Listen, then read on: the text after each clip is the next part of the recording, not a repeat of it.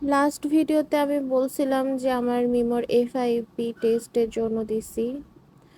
তো FIP positive আসছে। এটা অনেক মারাত্মক একটা রোগ। যারা জানে না তাদের জন্য বলি, গুগলও করে নিয়েন যদি আরও কিছু জানতে হয়। তো এটা কাইন্ড অফ একটা ক্যান্সারের মতো, জিন থেকেই আসছে, কারণ আমার বিড়াল তো বাহিরের কোনো বিড়ালের সাথে কখনোই মিশে নাই। আর এই রোগটা অনেক বেশি ব্যয়বহুল।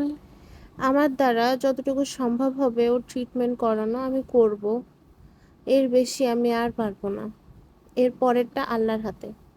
আল্লাহ যদি চান যে আমার মিমোকে আমার কাছে রাখবে তাহলে আলহামদুলিল্লাহ, আর যদি না চান যে না রাখবো না, কারো নেব, তাহলে আমার আর কি করার আছে? আমার কিছু করার নেই।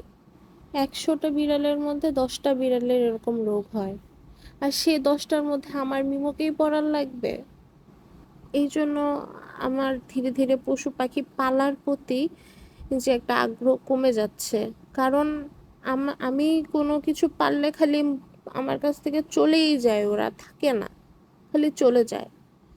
যাকে একটু বেশি ভালোবাসি সে চলে যায়। দেখেন আমার বিড়ালটা কত সুন্দর ছিল, আর দেখেন কি অবস্থা হয়ে গেছে। এই রোগটা আমার বিড়ালটাকে একদম খায়ে ফেলছে।